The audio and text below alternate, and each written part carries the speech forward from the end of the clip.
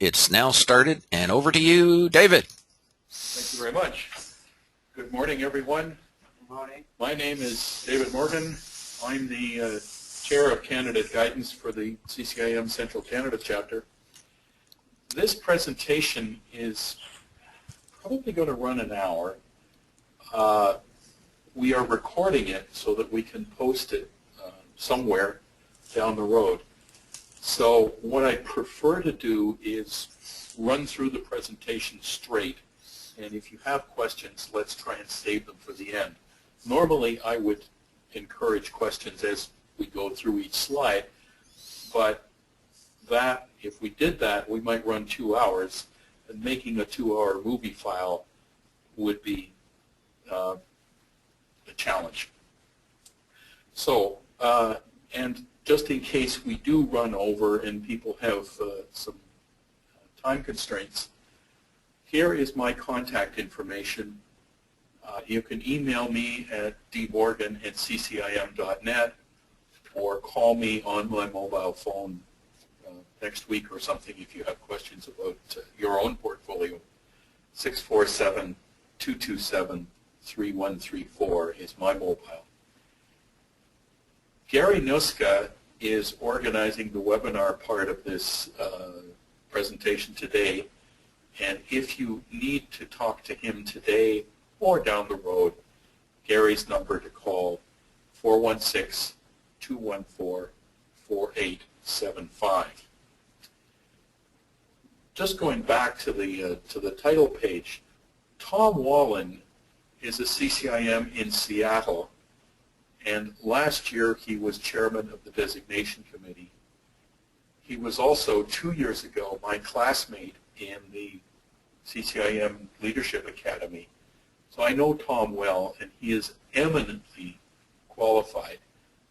He is the guy who developed this presentation, and I attended his presentation of this material in Kansas City last month. So it's a pretty good presentation. First thing, if you're going to get your CCIM, you can identify what kind of commercial real estate you do and then follow the guidelines. CCIM really now covers pretty much all aspects of commercial real estate. The requirements for the CCIM designation, I think you know them, but let's review them. First of all, you need to become a candidate, which means for us in Canada, $395 a year to Chicago, and of course we would also like you to be a member of the chapter. I know there are people on the webinar today from Western Canada, so you can join the Western Canada chapter, but if you're in Eastern Canada, we'd like you to be a member of the Central Canada chapter. Complete all 4 core classes, 8 hours of online negotiating training, which you need to do before you do 103 or 104. 2 electives. Now, electives can be a number of things. If you do the course concepts review immediately prior to the exam, that counts as an elective. If you go to one of the business meetings or the annual conference, that counts as an elective. There's a number, you can dig into it, and it's not a difficult challenge, but it is something that does need to be completed. There is also a free online CCIM ethics training. It's not long, but it's, again, one of the things that makes sure that anybody who gets the designation is subscribing to a similar ethical standard. Then you need to submit and have approved the portfolio qualifying experience. That's the focus of today's presentation. And finally, pass the comprehensive exam. And the comprehensive exam is 6 hours, multiple choice. It's probably the toughest exam that I have ever written. And at the end of it, my head felt like an empty pumpkin. You know, and whatever was in my head at 8 o'clock that morning was down on the page. Just one thing to point out, though. There is a fast-track way of getting to the CCIM designation if you have one of the following designations already. Then you can qualify for the fast track.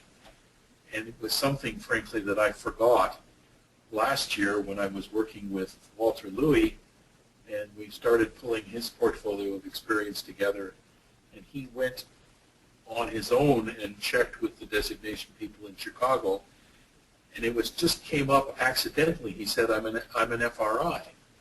And they said, well, wait a second, if you're an FRI, you don't need the portfolio. So it's something to remember. If you've got one of these qualifications, you go on the fast track. I've known some other people who were, for instance, certified property managers, CPMs, and they qualified under the fast track. But we'll assume for today that everybody that's participating here does not go on the fast track. In this next slide, what's happened in the last 5 years is that CCIM has invested multiple millions of dollars in upgrading and making the curriculum more current. And so what they're saying now is, for instance, if you took your 101 more than 20 years ago, we'd really encourage you to take it again before you take the exam. You don't have to, but it would certainly make things a lot easier. And again, on the other courses, 102, 103, and 104, that's more like 12 or 13 years ago. If you did those courses that long ago, we'd really encourage you to take the course again. But you don't have to. I would, just as an aside, say really, really strongly encourage everyone to take the Course Concepts Review course, which is the 2 days prior to the exam. It will really bring you back up to speed. One thing that comes up on a regular basis is that we see people out there in their advertising and things like this going a little bit overboard. So the rule, just to refresh everybody's memory, is that if you are a candidate member of the Institute, you're pursuing the designation, you may not display the CCIM designation or logo, and you can only refer to your candidate status when you're writing a letter to a prospective employer or a prospective broker. Don't want to see advertisements in, for instance, the Business Exchange, somebody saying, I'm a CCIM candidate, or I'm a CCIM, if they're not yet.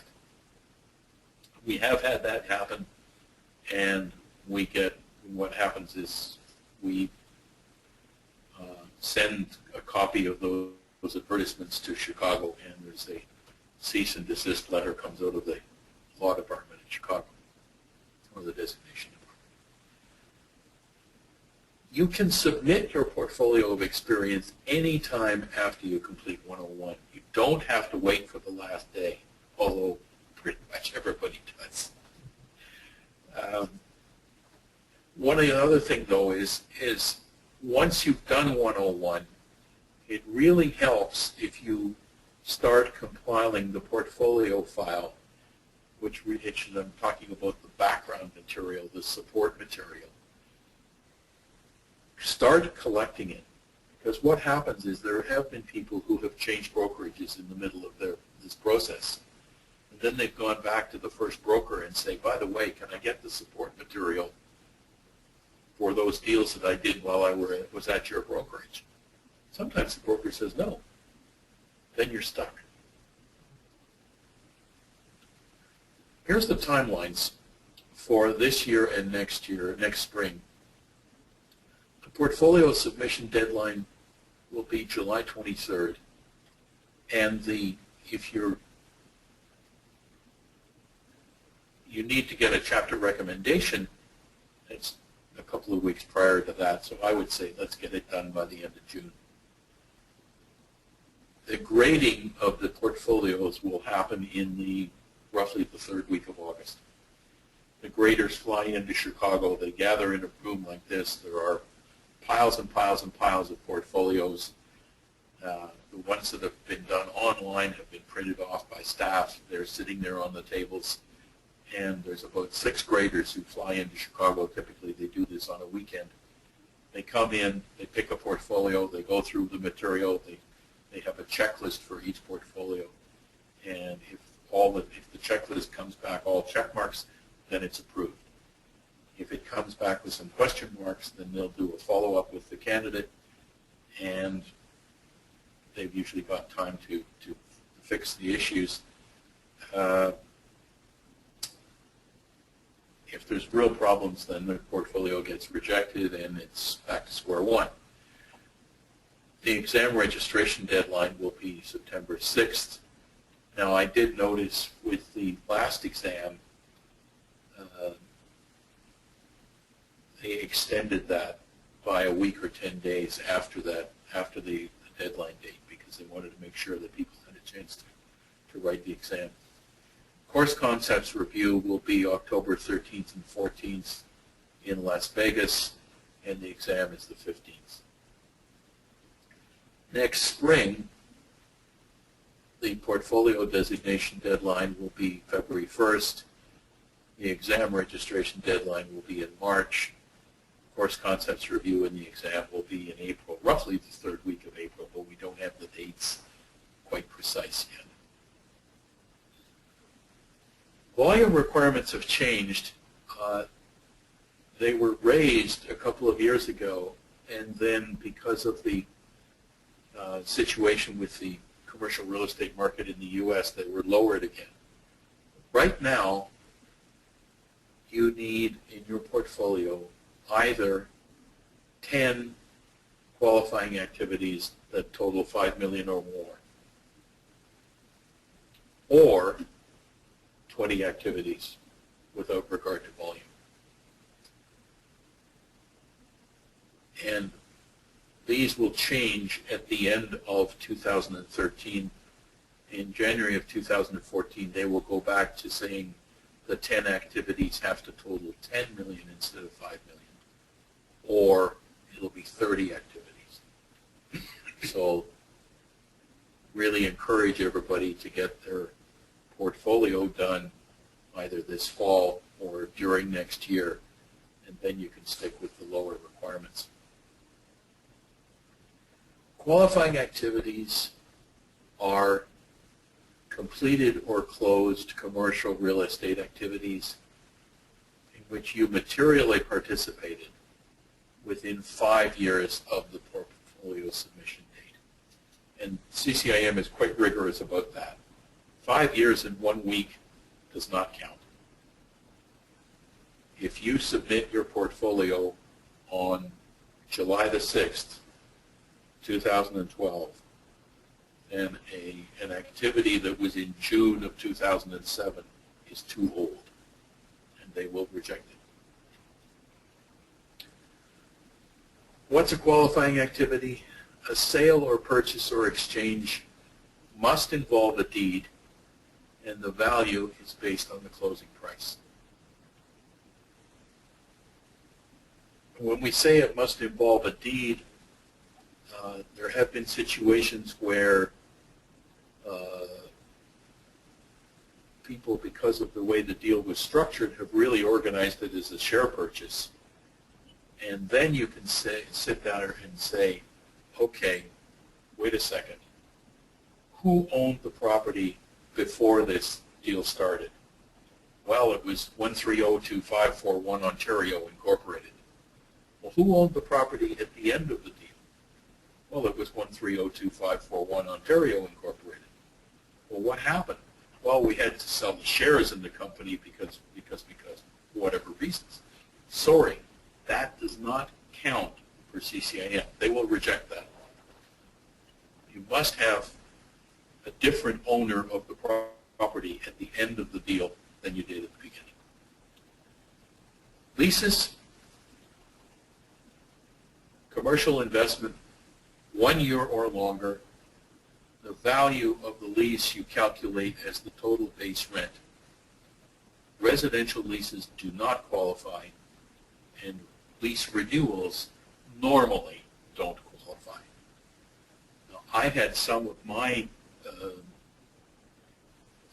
when I did my portfolio back in 2006, I did have some lease renewals in there, but they were situations where really they were hardly renewals. They were almost new leases because we had significantly changed the terms of the lease.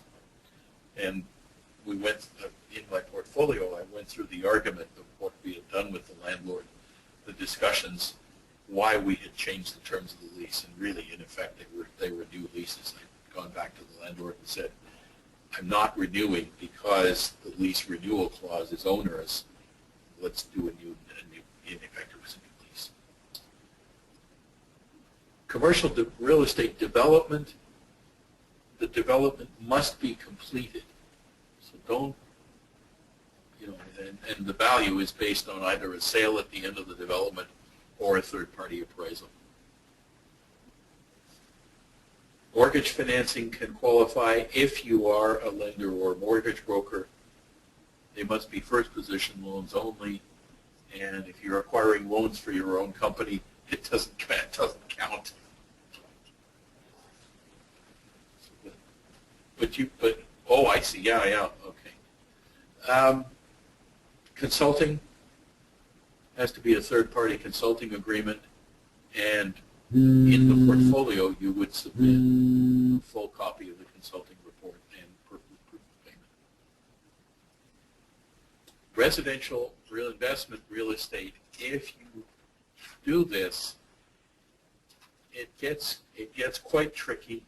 So we'll have to work on it, and all additional documentation would have to go, and typically they, if you're selling residential investment real estate,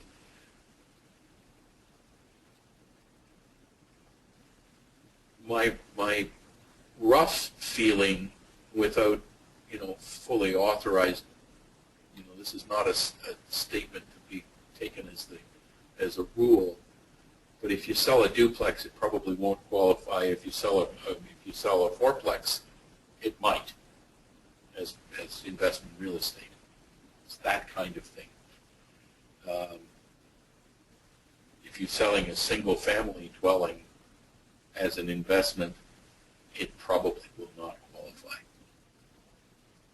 Commercial appraisers can get their appraisals approved. Active managers of commercial investment real estate, again, it gets situation specific. It's something we can work together on. If you're a real estate active advisor and you're basically a consultant, roughly $500,000 in fees over the last 5 years is kind of the threshold that you're going to need. There is now a category called non-transactional professionals. These are for people like asset managers or the corporate real estate executive, especially in a large corporation where you've got multiple people as real estate representatives within the corporation, and then you've got the person who's heading up the department. And I'll go into, later on, there's a slide on how this qualifies. Non-qualifying activities, let's go through this list. Apartment of management and residential leasing, assumption loans, construction, space planning, remodeling, project management does not qualify. Sale of business does not qualify. Here's the one. If you're selling land for residential land, if it's less than 4 single-family lots, it's not good enough. Leasing of self-storage units or boat slips or billboards does not qualify. However, I think that leasing cell phone towers probably would qualify. Mortgage financing on residential property of less than 4 units? No. Property management duties? No. Referral fees? No. I mean, you go back to the principle that you have to have materially participated in a commercial deal. So referral fees does not qualify. Secondary underlying loans? No. Sale or exchange of personal residences? No. And commercial lease renewals that do not materially change the original lease. Let me just check back. Okay. So just going back to the last point on there, there are other activities here that may or may not qualify. If you've got a question, work with me and we'll work with the designation department to get a determination. There's 2 ways of submitting online. One is the traditional hard portfolio, which can be done either in hard copy or online. It used to be that if you were submitting a traditional portfolio, you had to send in the binder. And when I sent mine in 2006, it was a 3-ring binder. It cost me $65 to send it to Chicago by FedEx. You can now do that, a lot of that online. So this is for people who are commercial professionals. Does not matter how long you've been in the industry. You submit the online application, you submit the summary of qualifying activities and transactions or whatever.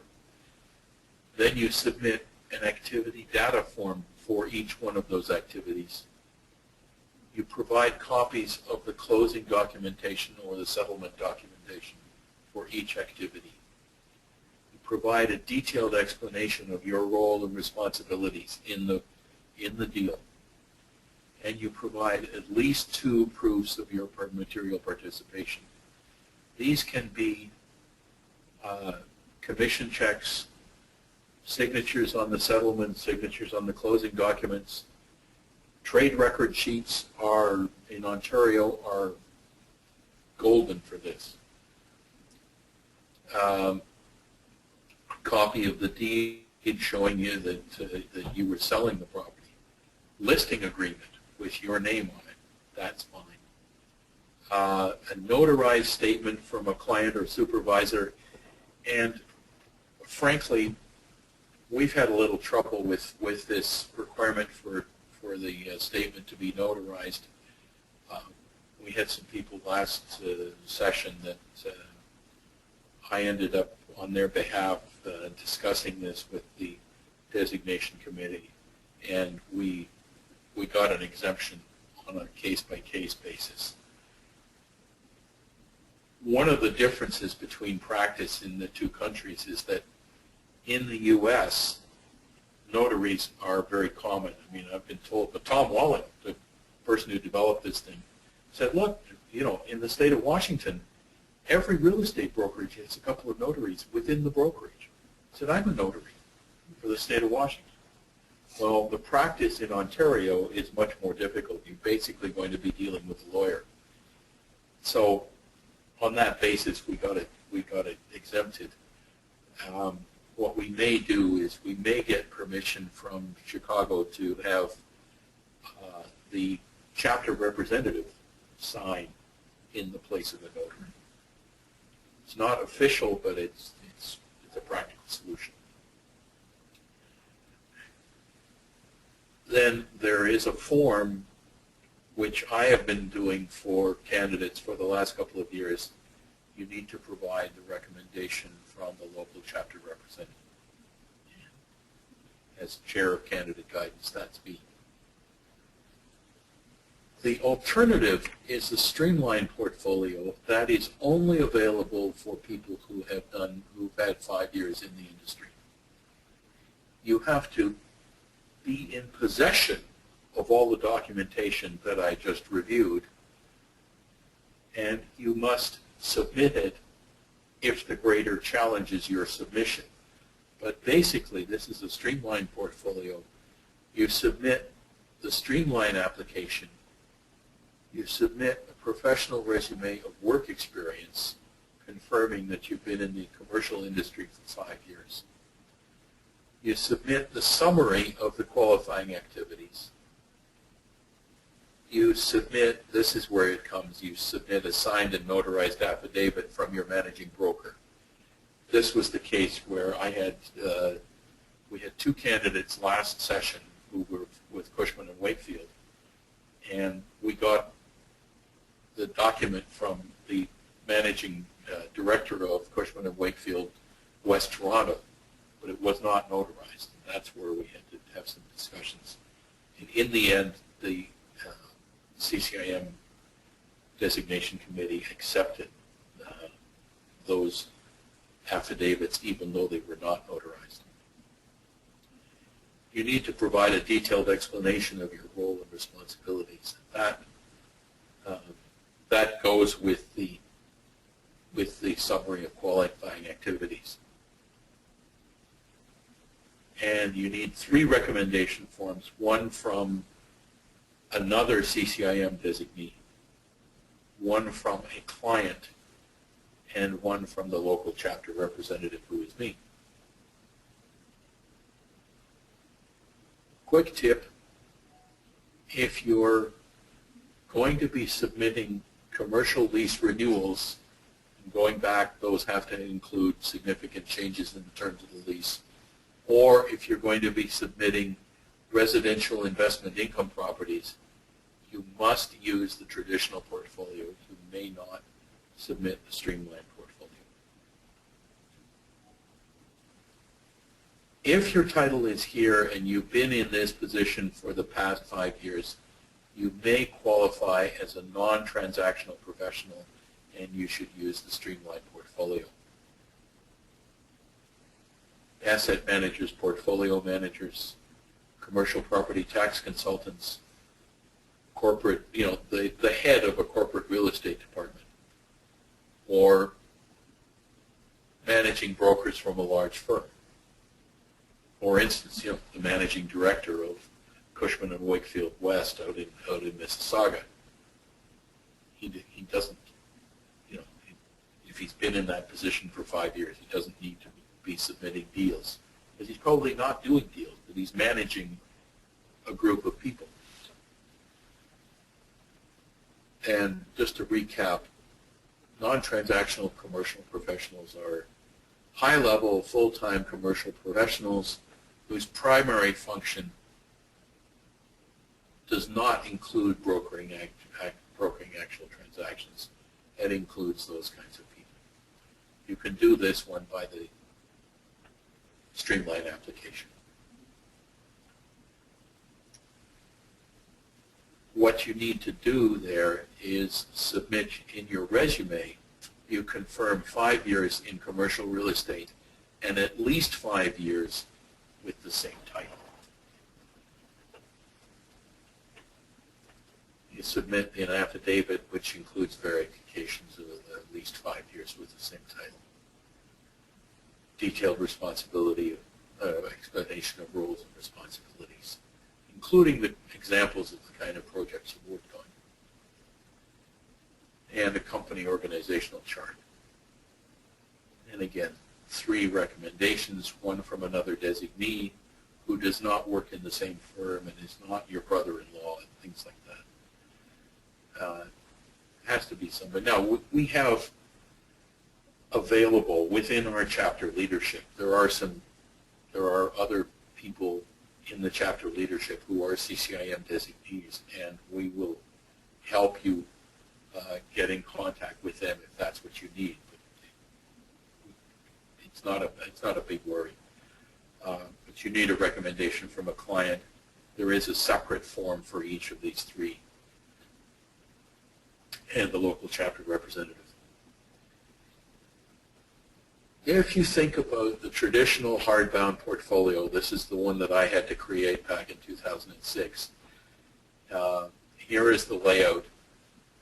And by the way, all of this material is covered on the CCIM website, and I will provide you with the link at the end of this presentation, so you don't need to think about writing down all of this. But what happens is you've got the submission form, the cover sheet, the summary of qualifying activities, the portfolio checklist. And then for each deal, you've got an activity data form, your settlement documentation, proofs of your role, and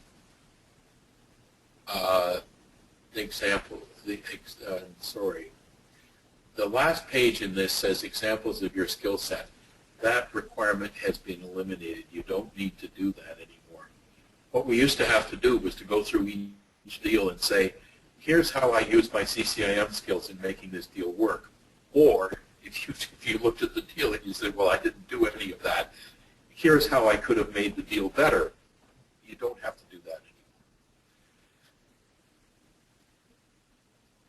Here's how you go through, here's the process of getting the thing online.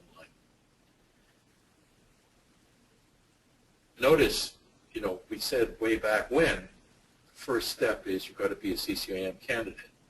So that will get you in. Once you log in, you can get into your online portfolio account, which is at this link, memberconsole.ccim.com. Or you can go directly to portfolio.ccim.com.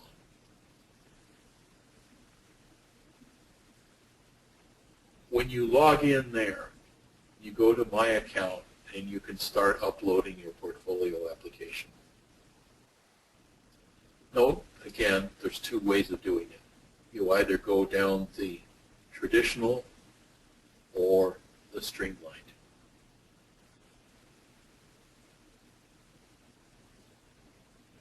Then you submit the agreement, because what you're having to do is I agree and say I'm submitting, and I'm submitting my application. I will take the exam, and you tick off which of the upcoming locations and exams you want to go. So this was the way the screen looked last summer. It said you click off the radio button there, which was you're going to submit by August the 1st, and you're going to write on October 12th in Phoenix. The next one, as we said, is the next exam is in Las Vegas. And you have to pick which,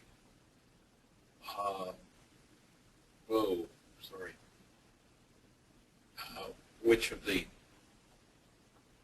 streams you're going to go through, and you saying at the bottom here, all of my required educational coursework, including my online ethics course, will be completed 30 days prior to the course concept review and comprehensive exam.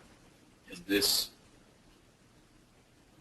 registration is contingent on approval of the resume. So then you submit the agreement at the bottom button. So then you go and you select the appropriate form to upload and upload the application. You confirm the document.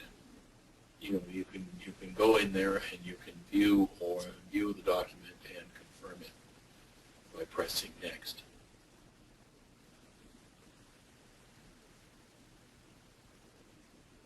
Click Submit Portfolio, and it may come back and say, the system, what happens is the system looks at the documents and lets you know if everything is there. If it's not, it will say it's incomplete and it cannot be submitted yet. Pretty slick system.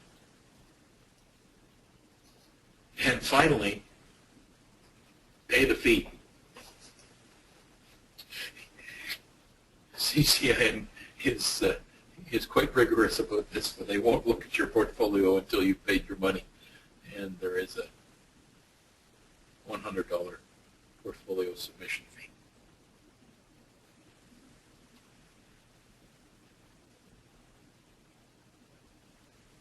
You should send the verification to the chapter to complete, or it can be done just by contacting me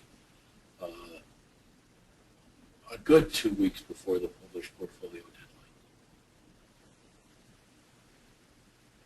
and we'll need to set up a time for a face interview or a phone interview.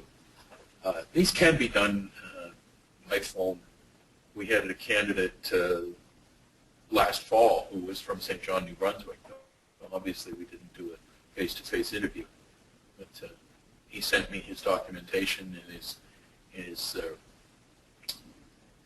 resume of experience, and during the interview, well, what he did was he provided his resume beforehand. We talk about your history in commercial real estate, and we talk about what happens in the local chapter. And just by the by, one of the things that I do when I'm dealing with people from the big shops, especially people who are on teams, one part of the interview is to make sure that in the deals that you're submitting, that you were participating, you were doing something in the deal. There are occasions with those teams where somebody is the third member of the team and they really didn't do anything. It was the other two guys who carried the deal. I want to make sure that the deals that you're submitting as part of your portfolio of experience, that you were participating. Where there's a question of whether your specialization qualifies for the designation, you go back to the overall principle. There must be a substantial involvement with real property of a commercial nature or an investment nature. Questions? How would commercial property managers qualify? Well, there's two ways. Going back to that earlier slide, if you're a CPM or an RPA, you can go through the fast track program. Or if you can document significant material involvement in leasing or sale or purchase or exchange, then you may qualify that way. There are people who are property managers who do leasing as well. There's lots of them. We think about property managers who do leasing for a plaza, for instance, and they're not brokerages, but because they're working directly for the landlord, they can qualify. Kind of question that comes up sometimes. I'm working on a development or a consulting project, but it hasn't finished yet. Can I submit it? Simple answer, short answer is no. The development has to be completed, even in the case of developments and consulting. Question, I can't receive the settlement documentation. Can I skip that? Short answer, no. This is the one, as I said, that comes up where people have changed brokerages and all the documentation is back with the first brokerage and the broker of record is saying, no, you left me, I didn't like it that you left me, and we're not going to release the documentation. Well, sorry, you're going to have a problem there. Another kind of question that comes up, and I can talk about my own situation here. The question is, I worked on a lot of deals that are confidential and I can't submit the documentation. Well, sorry, you've got to submit it. CCIM is quite aware that there are conflicts of interest or things like that that can happen. When I put my documentation in, it was all based on my experience as Director of Real Estate for Goodyear Canada. Our concern was that perhaps the grader, for instance, might have been somebody, even though they were in the U.S., that they may have been the broker for Firestone. And we didn't want that getting out. Well, frankly, CCIM is fully aware of that kind of confidentiality requirement, and I now have absolutely no problem. The CCIM graders are a very experienced crew. One of the things they don't do is they don't allow somebody to grade a portfolio that comes from a firm that they might be familiar with or from their own state. So, if, for instance, I were grading portfolios, I would not touch any portfolio from Ontario.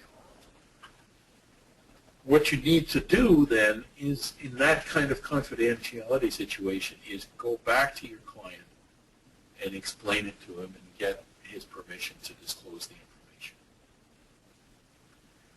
Can I sign my own affidavit if I own the company? No. You need a CPA or CA to verify. If I'm submitting the streamlined portfolio and I can do it in less than 5 years, can I do it that way? No, the streamlined portfolio is a 5-year requirement, and that's quite rigorously applied. You must, if you're doing it in less than 5 years, and we've had people in the last 2 years from Ontario. We had one lady last year who submitted her portfolio and on the basis of 3 years experience. She'd done enough deals, but then you have to submit all of the documentation. You can't do it the streamlined way. Why are most traditional portfolios disapproved? And this is the traditional portfolio with all of the documentation. Well, usually 2 proofs of transaction, material participation, putting it in the wrong category, putting in transactions that are too old. I had one when I was building my portfolio. I had one transaction which was absolutely beautiful, but it was 5.5 years old, and we couldn't do it. Or, failure to make sure that the thing's completed. This is the last slide. So I'm going to leave it up for a couple of minutes in case you want to write down these links. There's a link here, portfolio.ccim.com/pdf/portfoliohandbook.pdf. That gives you the portfolio handbook that has all of the up-to-date information. And you can print off the portfolio handbook, and it will be totally up to date. And the most recent forms, again, portfolio.ccim.com/howtos/process.action.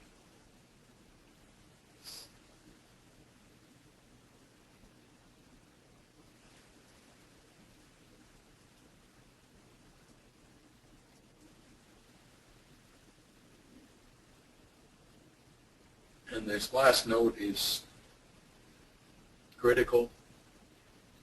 The designation requirements that are found on the CCIM website always supersede what is written and distributed in the designation handbook that's already printed or in this PowerPoint. If things change next week and they update those requirements, that's what governs. So, thank you for coming. Let's see if there are any questions from the field, the webinar. Can I jump in, David, and do a quick 1-minute commercial? Feel free to. And I'm going to jump in, do a quick 1-minute commercial as the sponsor for this particular webinar workshop, and then stop the recording, and so that we have something to record, and then open it up for questions and continue on. Excellent presentation, step by step, and if you do like this presentation, you can send emails to David or even myself, and of how you appreciated doing it in the webinar workshop, and recommendations to do more from the CCIM chapter in the future as well. At this time, I'm going to do a quick switch of the screen, and I'm going to switch it to my screen here and do a quick little presentation here. And this is brought to you basically on behalf of ICI World, which is providing networking services for the world, and there's the Canadian site, iciworld.ca. But what I really wanted to show was the chapter. The chapter website here at CCIM, you should mark down CCIMcanada.com. It doesn't show up here like we'd like it to. It's just the way things are working. CCIMcanada.com will bring you to this chapter website and bring you up to date on the different things that are happening. And you'll see that the portfolio workshop was advertised here as well. For the membership for the chapter, you can click on contacts and leadership staff and member directory, and then the membership down here, membership for information, you could click on that and you'll see the benefits of membership of the chapter, and right here you can click on join the CCIM Central Canada CCIM chapter, and up comes the form which you can fill in and go from there. Now, one of the things I wanted to point out as the sponsor of the chapter is we have presented a have and want chapter information networking service, and that's on behalf of ICI World. This is completely separate from the chapter. It's an independent service operated by actually myself personally, and it's separate from the CCIM chapter or the CCIM Institute. It's an independent private service. However, it's provided good services to members of the chapter, and we invite you to kind of have a look at it. One good example of, if you were interested theoretically in shopping centers, if you click under the haves and you click on shopping centers by latest, you're going to see a list of shopping centers come up from active chapter members. That's what it's supposed to be. Sometimes the rosters are not completely up to date, but nevertheless, there's a networking going on, and you'll see this particular plaza is by Bruce Cook, who was a long-time member of the chapter. You pick up the phone, call him, and you can go off and network and do deals. If you wanted to sort the listings theoretically by price, if you click on this little price button, you'll see all of these buttons change to by price down here. So if you want to see the same plazas sorted by price, you can. You'll also see the status of information that's been placed, including older listings, sold listings. These are important for networking purposes. The main purpose of this service is introduction to other people who have contacts to help you do deals. Is it possible that someone who sold this mall in Sudbury might know of other ones, and this gives you an opportunity to network with them? That's one of the reasons these were saved. Of course, if you want to search strictly active listings, you can do so, but we make them available in this way.